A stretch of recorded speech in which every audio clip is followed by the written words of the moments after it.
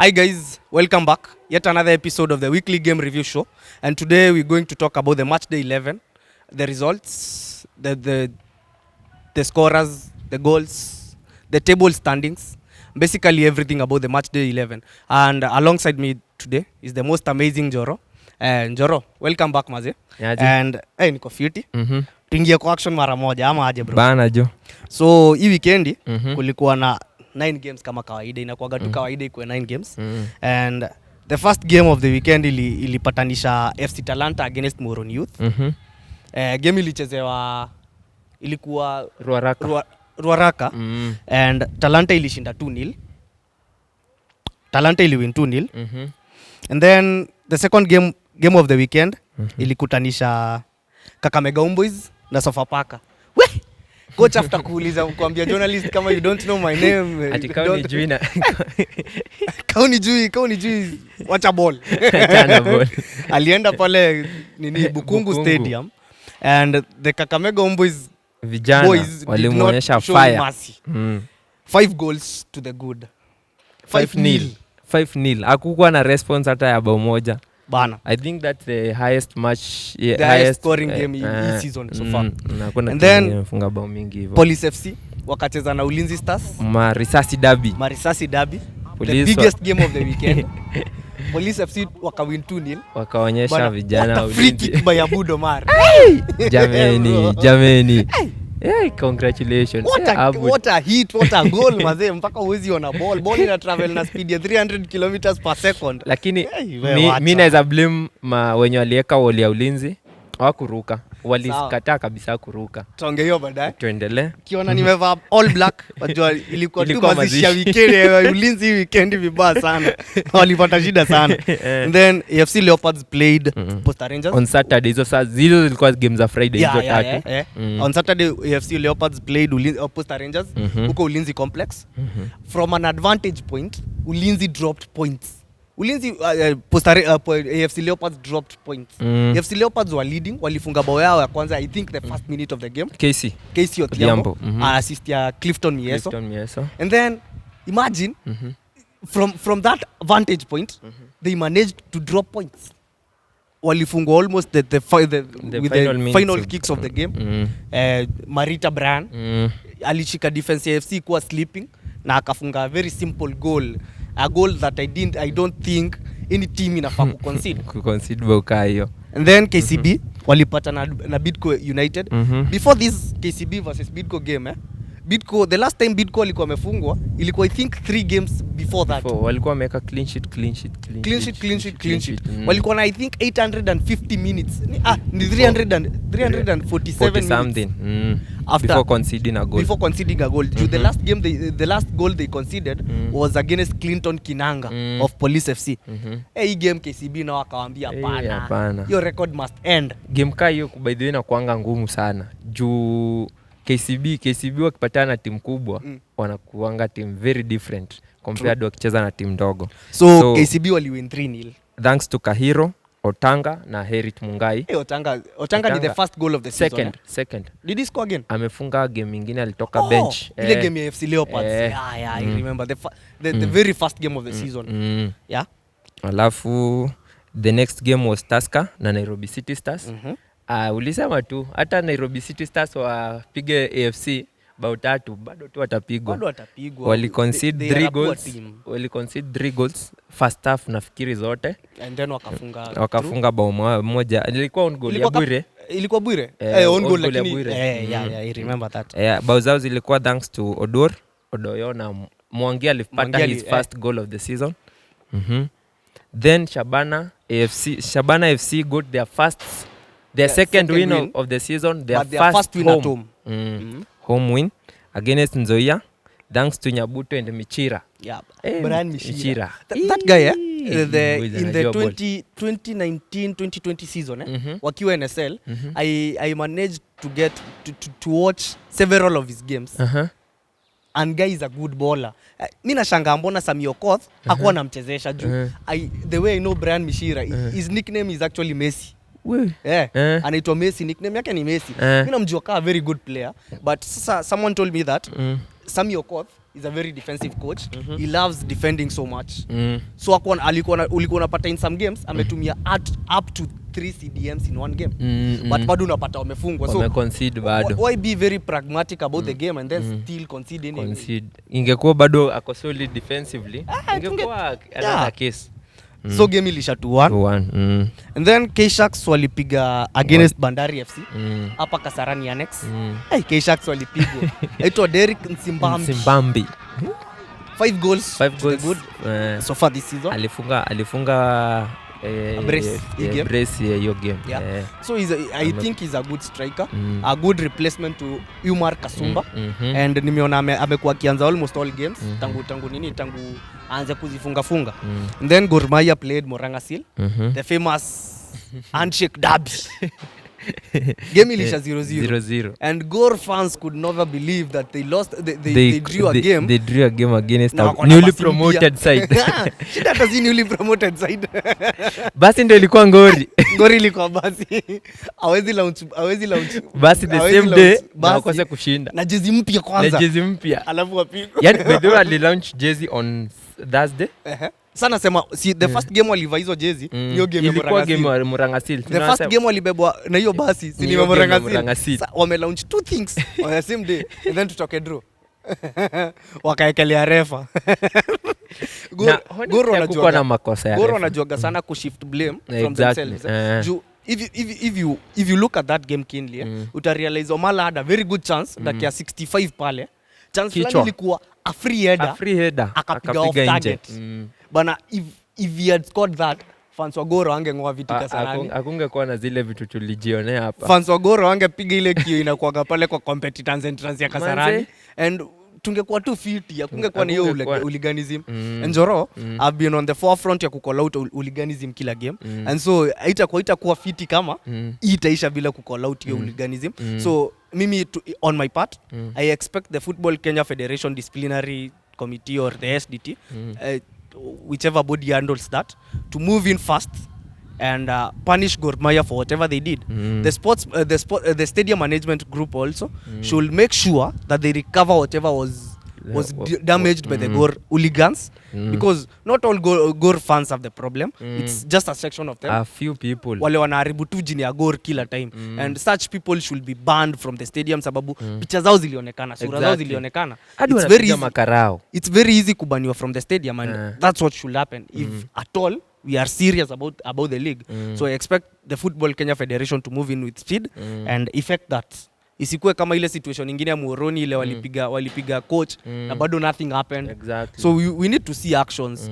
Sababu if they are not called out wataendelea tu kufanya the same thing. Incident kayo na next time kuna mtu ataumizwa. A very innocent person. A friend of mine says vita inaga macho. Unaweza kuwa ni fan wa Gor and ulikuwa unadhani unapiga fan wa Murang'a Seal. Exactly. And then mao iangukie fan mwenzako wa Gor. Si hadi game ya Shabana kuna fan wa Gor alipigwa. Exactly. Aligongwa na mawe bahati mbaya. So I think it should be called out and it should never happen again in football stadium sababu actually in that game I believe kulikuwa na almost 500 new fans. Fans wamekuwa ni their first ever time kuocha Kenya Premier League match. Mimi nilikuwa nimebeba wasee watatu. Hawajai watch Kenya Premier League tena. Wananiuliza sasa imefika jioni wanashangaa, hii mambo gani haya? Mambo gani tena? Unashangaa sasa. Tunangangana sana kurudisha fans grao, but kuna some few hooligans.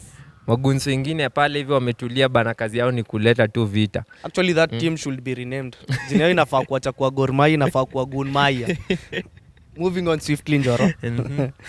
Kwa table standing after 11 games.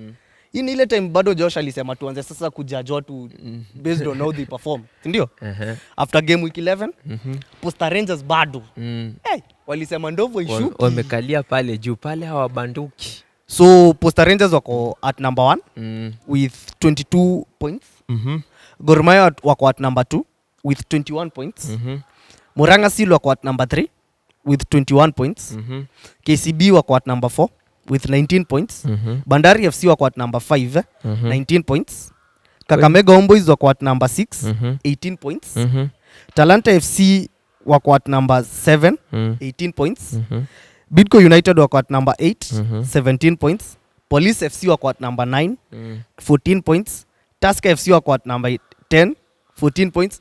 kuna haja kuendelea kusoma wengine ama tuachie tu top 10 sababu unaona timu nyingine hapo inibambi sana. Ulinzi Stars wako at number 11 13 points. Kariobangi Sharks wako at number 12 13 points. Nairobi City Stars wako at number 13 12 points. And then Shabana wako at number 14 after winning a game wako na 10 points. AFC Leopards wako at number 15 9 points. Sad, very sad.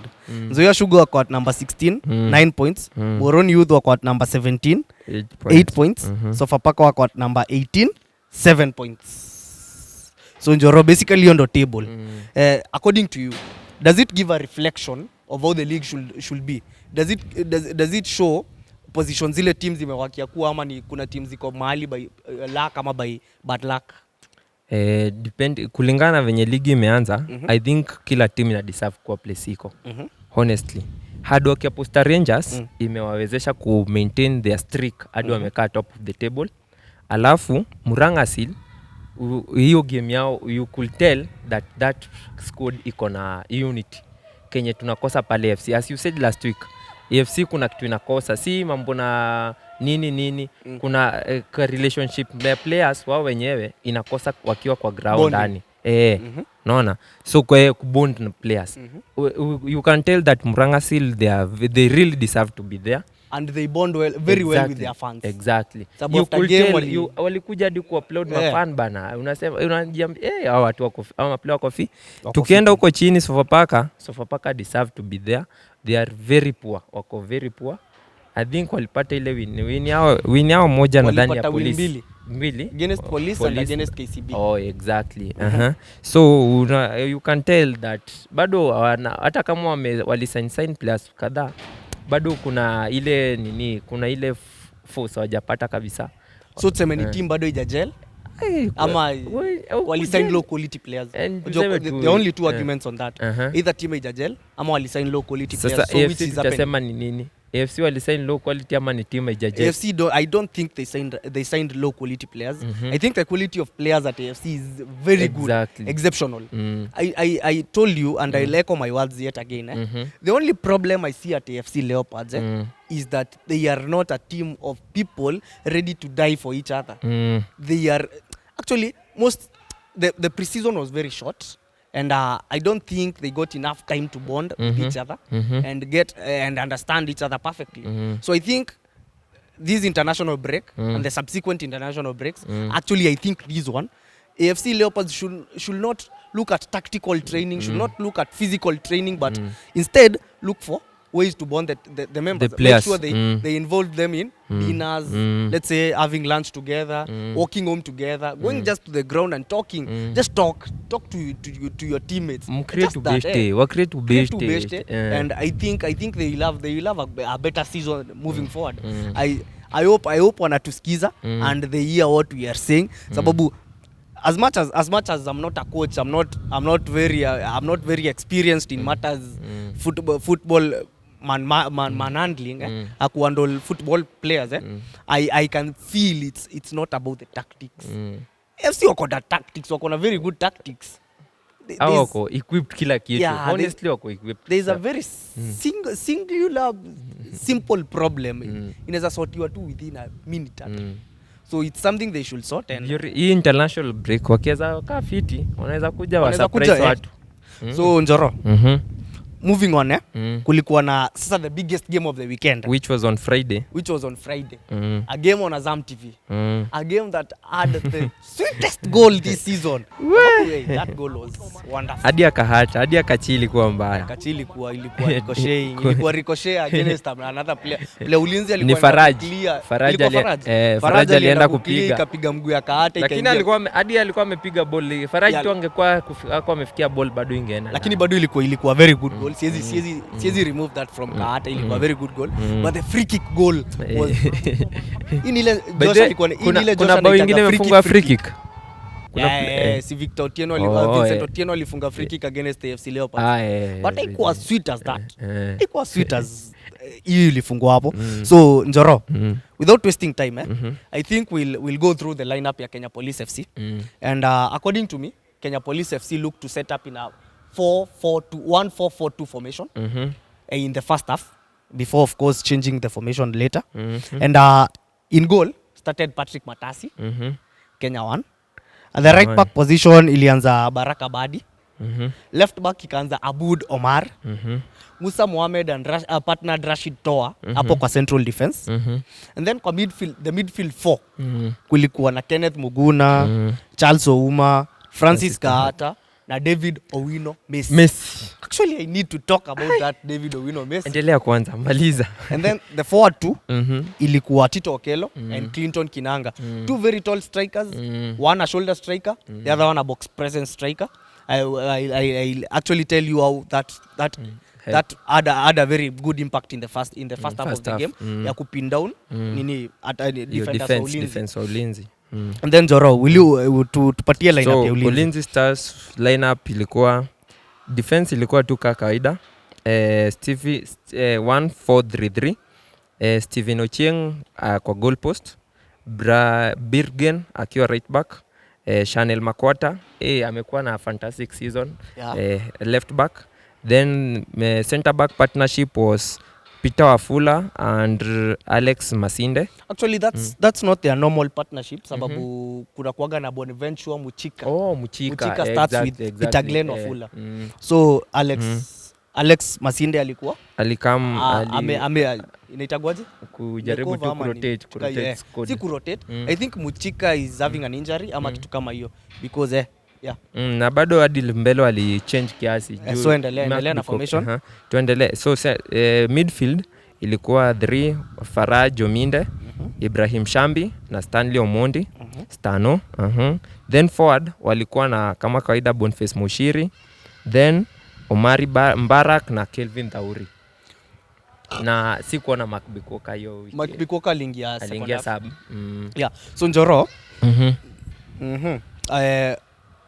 On the ball, most of the times I watched Ulinzi play, I noticed Mushiri, as much as alianza kwa wing, Mushiri was not playing as a winger. Exactly. Alikuwa na slot in kwa midfield. Most of the battles ulikuwa unampata against Messi, David Messi Owino and Charles Ouma. Majorly second half. Hata first half, hata most parts of the first half, alikuwa bado ana battle for the ball hapo midfield, but enough supply ya nani, anaitwaje Omar ama nani Omar Mbaruk. Yeah, the former Bandari FC youth player. And so police to me, having David Messi Owino as a left-sided midfielder inasaidia sana in so many ways, because I came to realize initially before Messi became an household name, before Messi was Messi, alikuwa anacheza kama midfielder.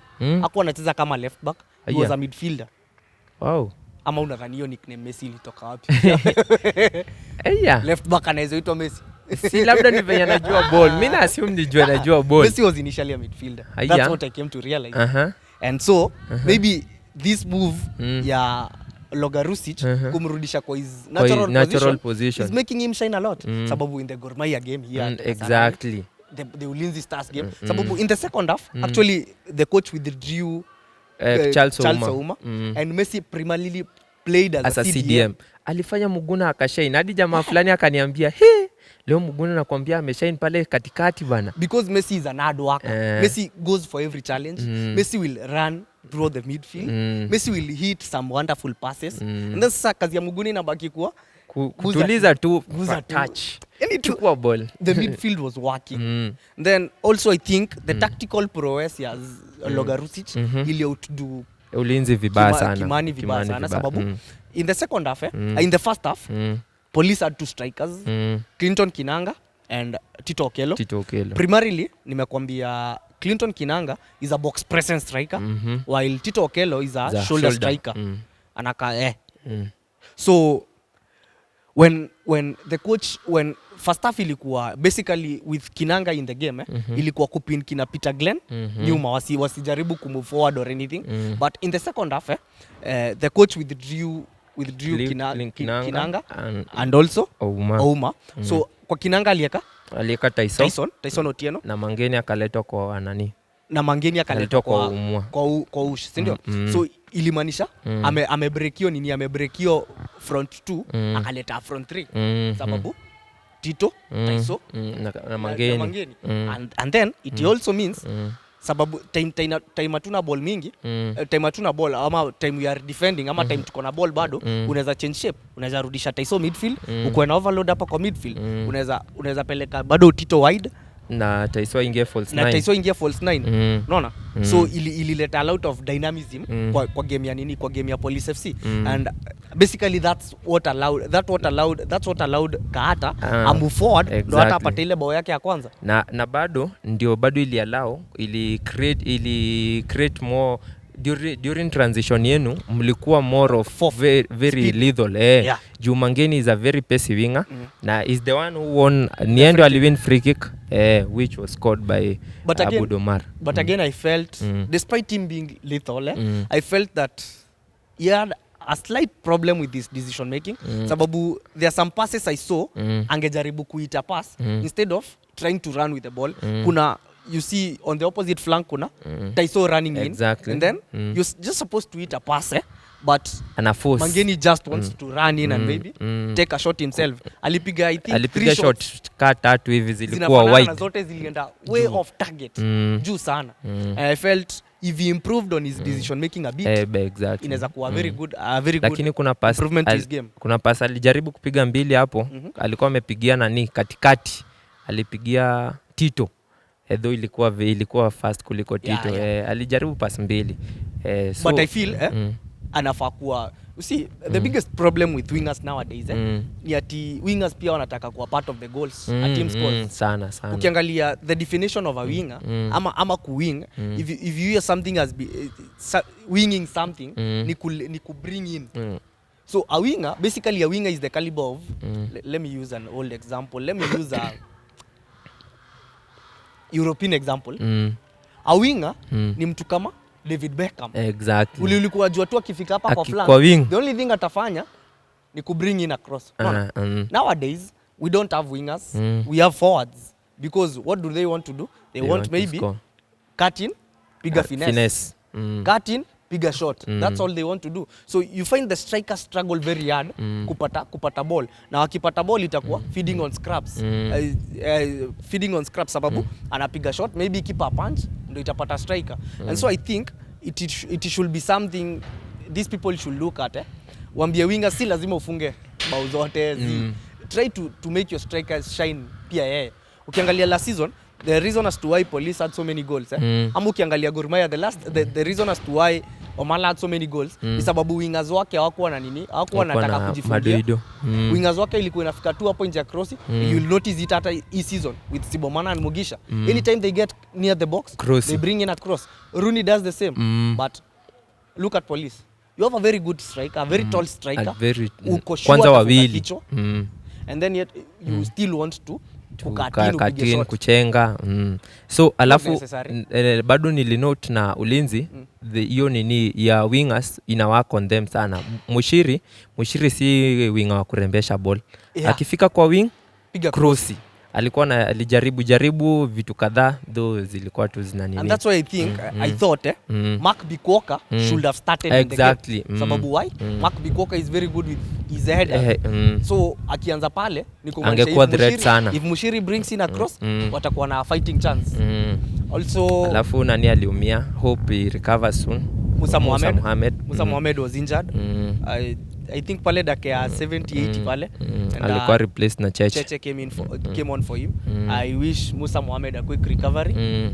Ndo endelea, at least Police wanakaa wako na rise, wako na karan flani kasi pote. Akiumia and then tumkose itakuwa a very bad thing, itakuwa dent kubwa.